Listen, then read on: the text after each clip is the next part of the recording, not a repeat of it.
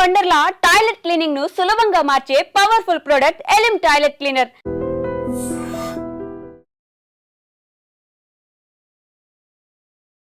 Road ప్రమాదాలు ఎంతో మందిని బలి తీసుకుంటున్నాయి. అతి వేగం వల్ల ఎంతో మంది ప్రాణాలు కోల్పోతున్నారు.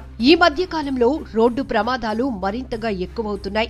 ఎంతో మంది ప్రమాద స్థలంలోనే ప్రాణాలు కోల్పోతుంటే మరికొందరు హాస్పిటల్ కు తరలించే లోపే ప్రాణాలు వదిలేస్తున్నారు. ఇంకొందరు తీవ్ర గాయాలతో క్షతగాత్రులుగా మిగులుతున్నారు. విశాఖలో విషాదకర ఘటన చోటు చేసుకుంది. రోడ్డు ప్రమాదంలో 2 యువకులు ప్రాణాలు విడిచారు. నిన్న సాయంత్రం సుమారు 4:30 సమయంలో ఆనందపురం వైపు వెళ్లే మార్గంలో సరిపల్లి ఫ్లైఓవర్ బ్రిడ్జ్ సమీపంలో ఆదిత్యనగర్ పెందుర్తికి చెందిన డానీ సత్య అవినాష్ ఈ యువకుడి వయసు 20 సంవత్సరాలు. బీటెక్ సెకండ్ ఇయర్ చదువుతున్నాడు. తన స్నేహితుడు శ్రీరామ్తో కలిసి సరిపల్లి ఫ్లైఓవర్ నుంచి ఆనందపురం వైపు సర్వీస్ రోడ్ లో ప్రయాణిస్తున్నారు. పెందుర్తికి చెందిన శ్రీరామ్ కు 17 సంవత్సరాలు, ఇంటర్మీడియట్ చదువుతున్నాడు. వీరిద్దరూ కలిసి ఏపీ 40EH1699 నెంబర్ ఉన్న Triumph motorcycle 400cc bike పై వెళ్తున్నారు. ఆ సమయంలో ఒక కుక్క అకస్మాత్తుగా రోడ్డుకి అడ్డంగా రావటంతో బైక్ గుద్ది అదుపు తప్పి రోడ్డుపై పడిపోయారు.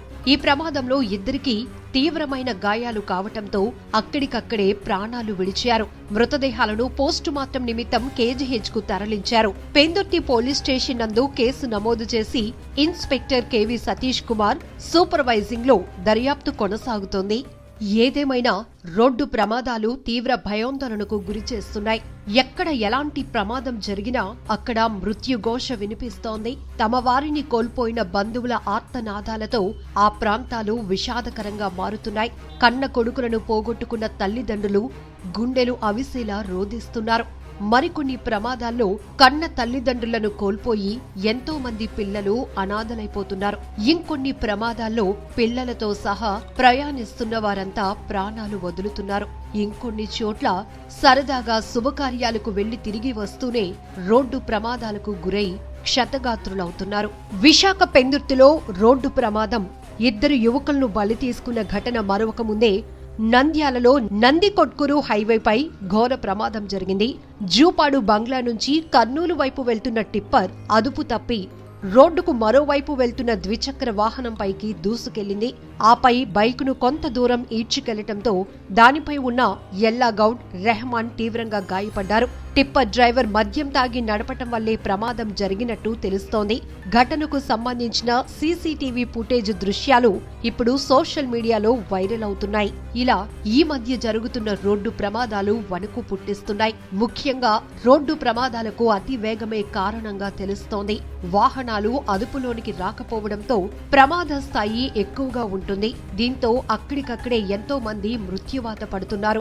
రోడ్డు మలుపు తిరుగుతున్నప్పుడు అదుపు తప్పి వాహనాలు బోల్తా కొట్టడం, అతి వేగంగా ప్రయాణిస్తున్న ఒక వాహనం మరొక వాహనాన్ని ఢీకొట్టడం, ఇలా 1 కాదు 2 కాదు సెల్ఫ్ యాక్సిడెంట్లు కూడా ఈ మధ్య ఎక్కువగానే జరుగుతున్నాయి. ముఖ్యంగా స్పీడ్ బైక్స్ ప్రమాదాలకు కారణమవుతుంటే మరికొన్ని చోట్ల మితిమీరిన వేగం వల్ల ఎంతో మంది ప్రాణాలు పోగొట్టుకుంటున్నారు. మరికొంతమందికి శరీర అవయవాలు నుజ్జునుజ్జై మంచాన పడే పరిస్థితి కూడా కనబడుతోంది.